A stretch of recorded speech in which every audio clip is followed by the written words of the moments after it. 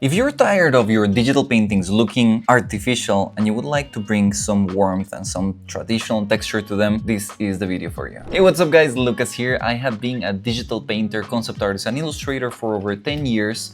And if you are like me, you get a bit tired of looking at soft, perfect digital paintings. So I decided to create a solution for artists that wanted to bring that texture from traditional media, that imperfection, into digital painting. And this is exactly what we're gonna do in this video. I'm gonna show you how to apply a set of textures and brushes so you can take your paintings from this to this in just a couple of minutes.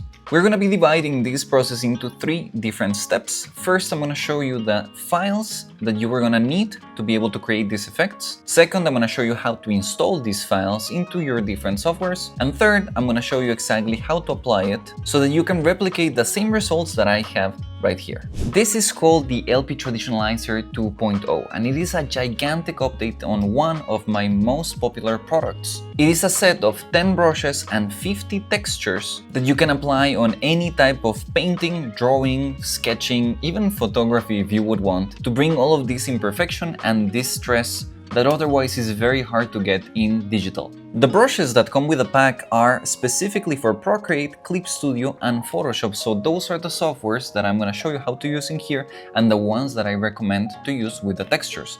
But you also have 50 textures in 3 different resolutions, 2K, 4K and gigantic 10K, that those you can use with whatever image software you want. Besides the brushes and the textures, you're also gonna get 3 sample artworks so that you can see exactly how I went and applied the effects so you can replicate them. You're gonna get this study that I did from John Singer Sargent, this study from JC Leyendecker, and this small watercolor sketch. And finally, if you use Photoshop, you're also gonna get these 3 patterns, again in 2K, 4K and 10K resolution, so you can simply drag and drop those textures in whatever artwork super fast. Now let's see how to install these things into your software. Let's start with Photoshop, where you're gonna need 2 different windows. You're gonna need the brushes and also the patterns. Once you have both windows open, you're gonna go to this little burger menu and you're gonna click on Import Brushes. Simply navigate to the folder where you downloaded the files, find the LP Traditionalizer Brushes Photoshop and import these guys. Once you do so, you're gonna find 10 different brushes in a folder called LP Traditionalizer. To import the patterns is very similar. You're gonna click on the window for the patterns, go to Import Patterns and select the 2K, 4K or 10K version of the patterns depending on which one you purchased. As you can see, the 10K patterns are gigantic, so I recommend that you don't have them loaded into your Photoshop constantly unless you usually work with these gigantic resolution files. From my side, I prefer to work with the 4K patterns. Oh, and by the way, now that we are talking about the patterns, let's see exactly what textures come inside your LP Traditionalizer 2.0. The 50 textures that come with your LP Traditionalizer are divided into 4 different groups: Multiply, Overlay, Screen, and Surface. Multiply, Overlay, and Screen are literally the blend modes that I recommend for you to use when you import these textures. Surface are 10 textures that you can use for whatever you want, but I recommend to use them as the base for you to start painting. All of these textures were handmade by me and my team and scanned on the highest resolution possible so that you get all of those juicy traditional details into your artwork. Oh, and very important,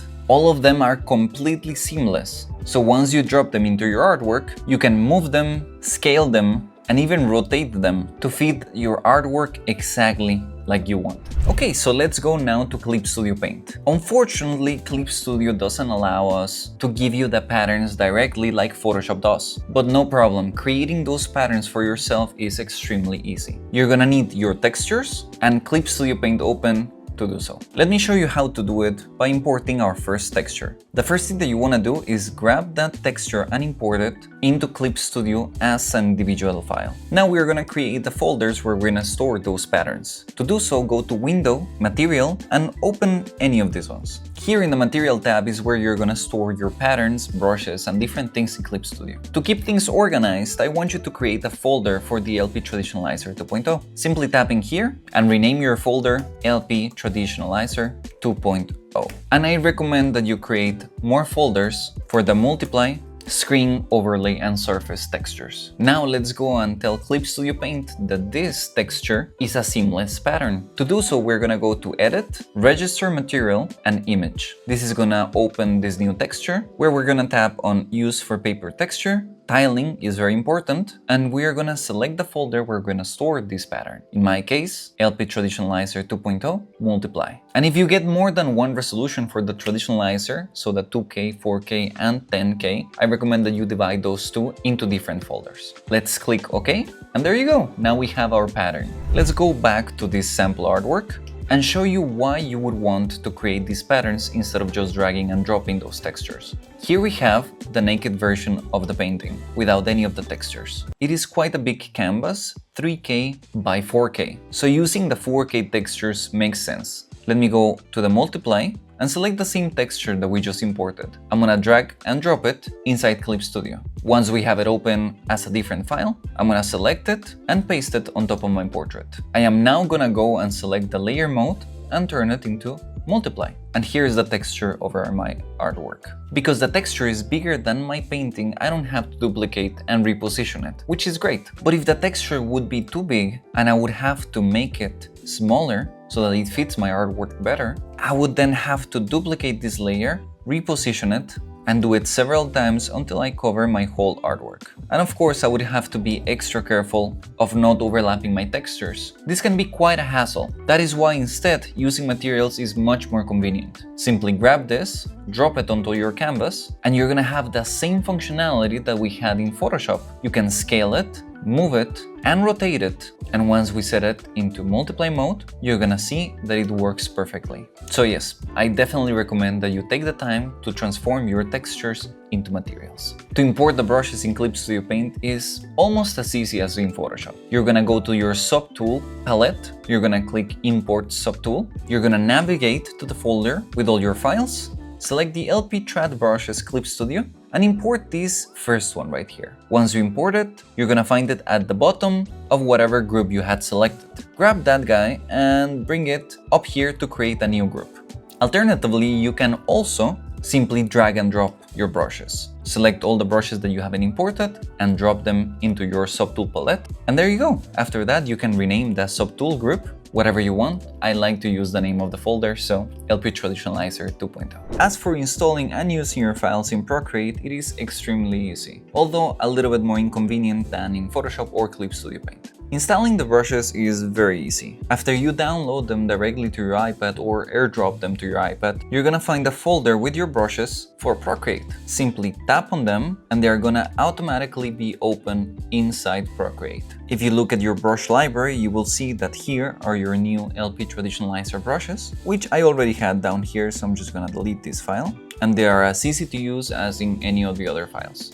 As for the textures, that is a little bit more complex. Once you download them, depending on the size that you have, 2K, 4K, or 10K, you're going to have the same 4 groups, right? The multiply, overlay, screen, and surface. Because we cannot create patterns or materials here in Procreate, you have to keep these files somewhere in your iPad.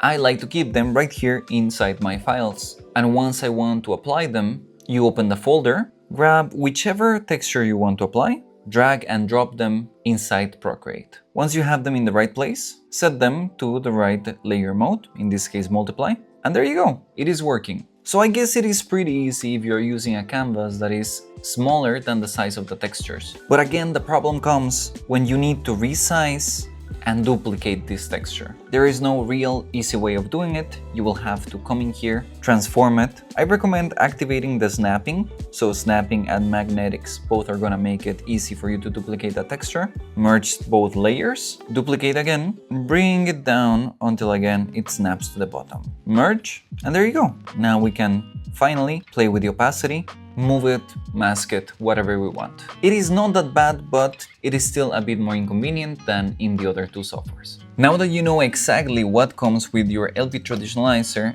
and how to install it in different softwares, let's get to the fun part and finally apply it.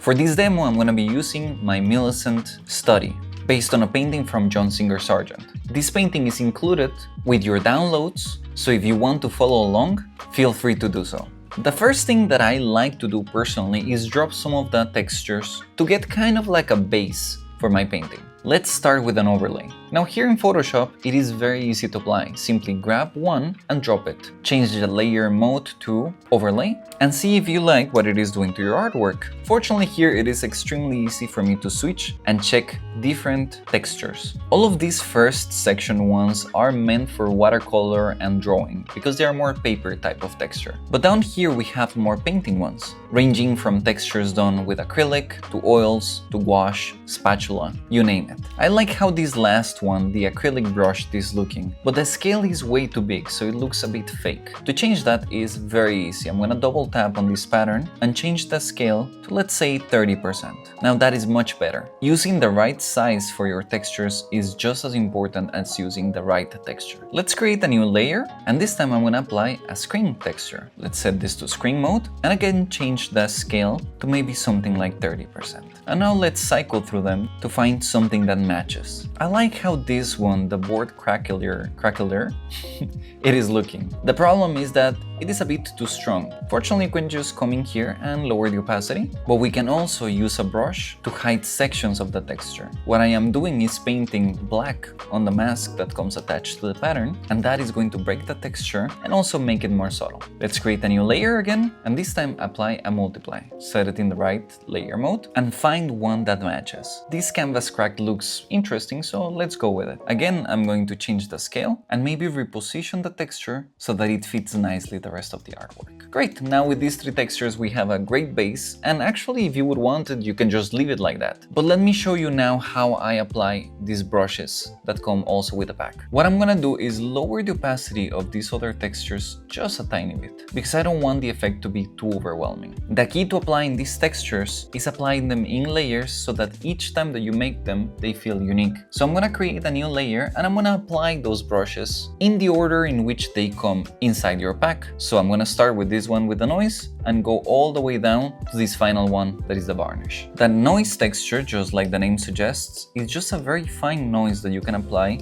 especially to the dark spots of your painting. Digital paintings have too much contrast, so adding this noise, especially with a white color, is going to reduce that contrast and make your painting look more natural. You can see that texture before and after. It's very subtle, but I find that it helps. Let's create a new layer and show you how to use this paper M and paper S. Paper M is meant to be used with multiply mode. So select the dark color, maybe a reddish dark, and drop it here and there in your painting. Don't go overboard because the strength of the effect can be a bit too overwhelming. Let's do the same, but this time with the traditional paper S. This one is meant to be in screen mode. Select the light color and start dropping it, especially in the dark spots of your painting. And we can actually use the same layer for these traditional strokes. As you can see, there is a pattern of adding distress and scuffing to your painting. And that is the point of the LP Traditionalizer, to make things imperfect. This traditional impasto is better used in multiply mode and again with a dark color. And now the breaks, the cracks, and the cracklier are a set of three different textures that do very similar things. I like to use them with a light color on the dark spots of my painting and with a dark color on the light spots of my painting. This cracklier is especially good for the skin of my characters. The Distress is one of my favorite brushes. I like to use it with a light color to add some high points of contrast, kinda like the painting was rubbed off. And finally, we have the varnish, which is a fun effect meant to mimic what happens when you add a glaze to a traditional painting and you try to take a photo of it. Usually you will see a big glare from whatever light source you have around, just reflected on your painting. For this, I would recommend, if you want to add it, to put it somewhere on the upper part of your painting. And let's lower the opacity so that it is not too overwhelming. And there you go. Let's make a group with all of our effects and see the before and after. As you can see, I think that I went a bit overboard with this, but because it was a demo for you guys to see the effects of the LP Traditionalizer, I think it is fine. For my own paintings, I like to do things a little bit more subtly. But there you go, that is the LP Traditionalizer 2.0 and how you can use it to add this traditional